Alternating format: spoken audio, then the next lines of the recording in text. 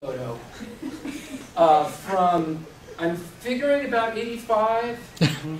And the thing that blew my mind about when I saw it was like, you know, everybody was saying, oh my God, well look at how funny this is, and all this stuff is now in a museum or in landfills. But that wasn't the thing that blew me, that I was as interested with, and this is going to be another tension that we have to deal with. But is if we were to take this picture today, it would look something like this.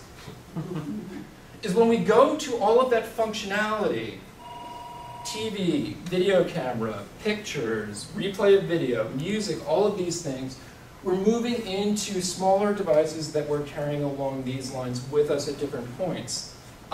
Which, for those of you who are McLuhan fans, one of the things that he notes is with the modern electronic age, there's often a pattern of implosion as opposed to explosion. And that in a McLuhan-esque way, we're seeing the implosion of devices and platforms into each other in some interesting aspects. At the same time, one of the key things that this is leading us to is this interesting question of apps. And the question of apps in reading, and obviously it's been a subtext today, especially with issues of how do we conceive of modes of reading on electronic devices. So obviously one is I go to an app store and I download the app, and really this is one of the areas where Apple has redefined everything, and the iPhone has redefined everything in the way that the App Store is able to commoditize ideas. There's a second approach to e-reading that this comes into as well, which is exemplified by companies like Kobo, and we can also argue appears in other places, but it's more the platform approach, where we have the same software running across multiple devices, and there are going to be different possibilities with this as well. I'm just trying to give everybody kind of a bit of grounding in this. For XKCD fans, I think this is often the heart of the debate, which is this question of open versus closed. I'll just let everybody read it for a second. But it's dealing with these questions about, are those apps protected? How are we going to deal with them down the line in those pieces? And this is, I think we're going to have to circle back on this, but it is the world's tiniest open source violin on all the playing just for you and those platforms.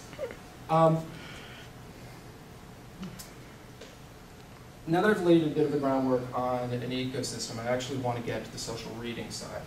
And the first thing I want to try and deal with is that social reading is absolutely nothing new. God, I heart Margaret Atwood. And you know, the importance of storytelling right from the start and the way that she laid that out is critical. I want to look at this from two perspectives. And so the first one is the material perspective. And apologies to anybody who knows the story already. Nicholas Copernicus, obviously, you know, huge influence on the world of astronomy, and in particular his book on the revolutions of on the 6 revolutions of the, my brain just lost it, but it's important. For years, probably best exemplified in Arthur Koestler's The Sleepwalkers, there was the argument about Copernicus's manuscript and that it was never published in a way that we would understand that this was the most famous book that no one ever read. And kind of in looking at what actually is Copernicus's influence, because there were, I think, 16 editions of it, individual first editions of it, that were the only known versions of the text from that time. And so Koestler and other folks made the argument, well, with only 16 versions of the text, 16 individual instantiations, how could anyone have actually read it, or maybe only a few important people read it? And this led, this is a really fascinating book if you're a bibliophile. Owen Gingrich's The Book That Nobody Read. He investigated the claim, and he actually tracked down all but 2 of the existing copies of it And what he found, and this is, I'm sorry, it's a little tough to see. This is actually pages from it. And if you note in here, the red marks, right here, the section here, that section there, was though only 16 versions of instantiations of the text existed, they passed through multiple hands. And they didn't pass through multiple hands untouched. They were constantly annotated. Marginalia.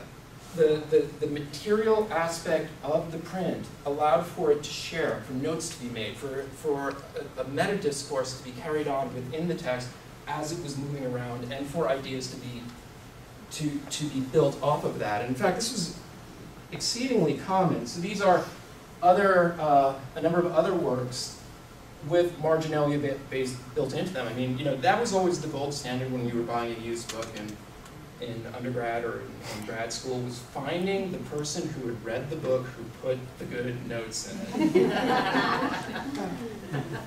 And then in kind of a weird pay it forward, there was also a feeling of, well, I probably should return that with good notes as well for the next people, but is that this aspect of social reading and this actual discussion through text over time has been going on for quite a bit. To go back to Innes's notion of how, granted, the book did overcome space, but there were also ways within this medium to help it overcome time as well.